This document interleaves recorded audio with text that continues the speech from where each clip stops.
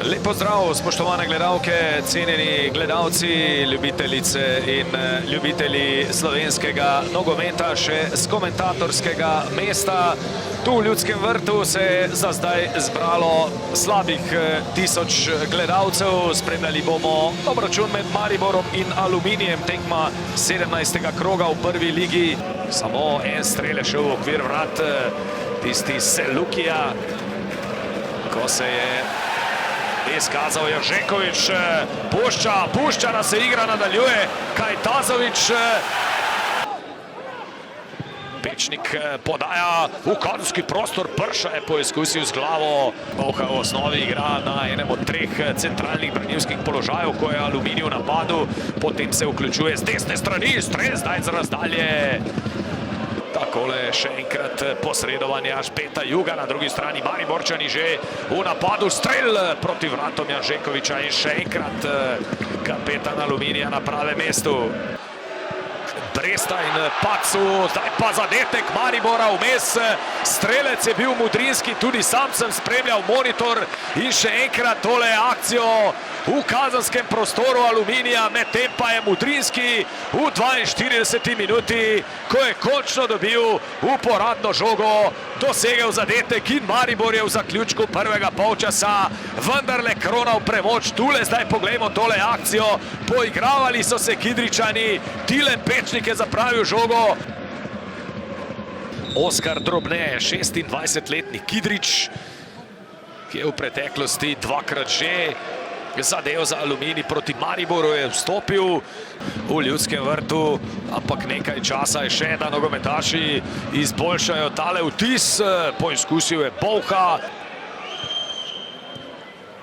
unovčiti svoje izkušnje, to mu je uspelo, žogo je zadržal, dvakrat tudi uspešno oddal v drugo Repasu. Repas je opazil Sikoška, Sikošek s predložkom, Sirk strelja 2-0. Sirk se je nocoj izkazal z golom in asistenco, 2-0, torej za Maribor. Sirk je zadev v 78. minuti in Maribor bo, kot vse kaže, vendarle prišel do vseh 3 točk v Ljudskem vrtu. Takole se veselijo vijoličasti. Sirk je premagal Luko Janžekoviča, krasen predložek je bil to, Sirk pa je bil z glavo dovolj natančen. Vse skupaj prav gotovo še enkrat nov protinapad Maribora po desni strani. Rok Kronaveter, ponuja se Seluki. Kronaveter se je odločil za Repasa. Repas lahko strelja, odlično Repas, še bolje pa Luka Janžekovič, ampak ni še konec priložnosti. Požek Vancaš proti Kronavetru, padel je v kazenskem prostoru. Požek Vancaš in to je 11 metrovka za Maribor. V 90. minuti jo je priigral Rudi Požek Vancaš, rumeni karton še za Azemoviča in Maribor ima zdaj priložnost, da se Kidričanom resnično povsem enakovredno oddolži za poraz v Kidričem. Takole je Kronaveter odložil žogo Požegu Vancašu, Azemovič ga je zaustavil na nedovoljen način. Rok Kronaveter pa ima priložnost, da zabije svoj 99. gol v prvi slovenski nogometni ligi na svojem 286. nastopu v tem tekmovanju. Iz oči v oči zdaj z Janžekovičem. 91. minuta se je začela, Kronaveter strelja, blizu je bil Janžekovič, toda končala je žoga v njegovi mreži.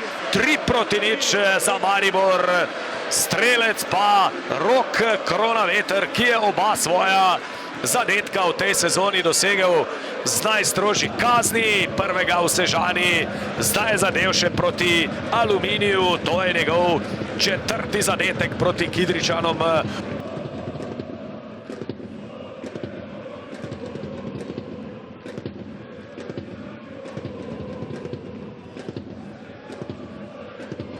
Tako je, z mano je Gašper Pečnik in sicer Gašper Pečnik precej zahtevna delovna tekma, kot so nekateri igralci rekli.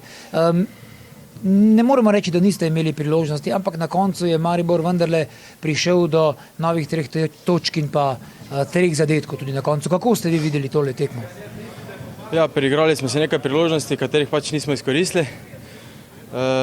Mi imeli smo nekaj luknj v obrambi, ki so jih Mariborčani tako izkoristili. V bistvu iz vsakega našega napake so dali gol.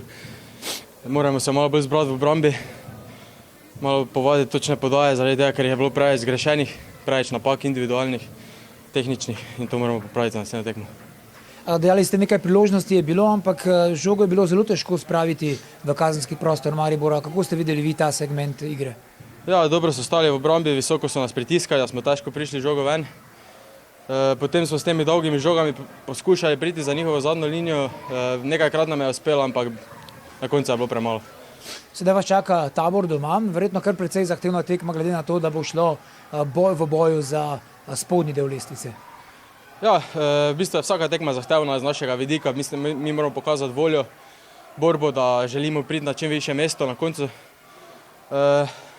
In ja, pričakujemo težko tekmo, zahtevno tekmo, tako v bistvu vsako. Hvala lepa in srečno naprej.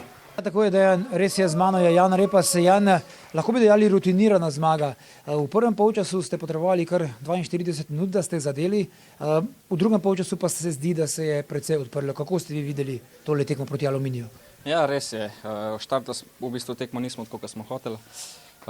Čakali smo dejansko skoraj cel polčas, da smo dali ta gol in potem seveda je lažje za celotno ekipo. Drug polčas je pač igra stekla in dosegali še drugi in tretji zadetek. Sedaj je Maribor še naprej v izjemnem rezultatskem nizu, znova zmaga, pa še enkrat niste prejeli zadetka. Kako gledate na ta bolj obrambni aspekt vaše ekipe, ki vam zares gre zelo dobro? Ja, jaz mislim, da je najbolj pomembno, da dejansko se drži v zadnji nula, da ne dobimo gola in potem je v napadu dejansko lažje. Vemo, da gol bomo ziher dali, ampak ja, pač ohraniti moramo to kompaktno obrambo in nadaljevati v nizu. Sedaj vas čaka precej zahtevna tekma v 18. krogu in sicer odhajate v Mursko Soboto proti Muri. Morda nekaj besed o tej zahtevni tekmi? Ja, vemo, da nas čaka ena izjemna tekma. Igramo v gosteh, to mislim, da bo, zato bo še, mislim, da težji. Ampak ja, odigrati moramo podobno tekmo kot danes, doseči zadetke in ozadje pač ga ne prejeti. Jan, hvala lepa in čestitke za prvo mesto na lestvici. Ja, hvala lepa. Tako je, z mano je Oskar Drobne. Oskar, bi lahko dejali, da ste s prvim polčasom lahko zadovoljni glede na to, da se je Maribor precej dolgo mučil in zadev šele v 42 minuti. Kako ste videli ta prvi del današnjega srečanja? Se ne strinjam glih najbolj zaradi tega, ker smo mi ravno izgubili zaradi prvega polčasa. Zaradi tega, ker smo prvi polčas, bom rekel, odigrali čist kontra nekim dogovorom.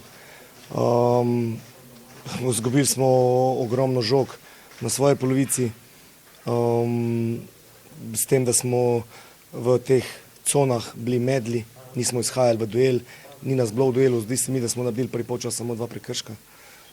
In absolutno, če si na takšnem nivoju, potem samo čakaš, da ga boš dobil in na koncu pri prejetem zadetku smo naredili tudi 2-3 tako velike napake, tudi tehnične, da enostavno mogli priti do zadetka. In ja, zaradi tega smo tudi imeli probleme potem v nadaljevanju in ja, rezultat je kakšen pač je. V drugem polčasu ste poizkušali z več napadalci, ampak žogo ste zelo težko spravili v kazenski prostor Maribora. Kako ste videli vi ta del? Absolutno smo igrali prepočasi. Prepočasi, preveč smo se spuščali, oni so nas v določenih trenutkih uspeli pokriti z 2 na 5 nas, ker smo se preveč spuščali, ker se pravim, tekma, ki jo moramo hiter pozabiti, pa zelo se pomeni slačilnici. Sedaj vas čaka za trenutno stanje na lestvici zelo pomembna tekma proti Taboru prihodnji teden. Kako bo sedaj ta tekma v Mariboru vplivala na naslednjo tekmo? Za nas je vsaka pomembna.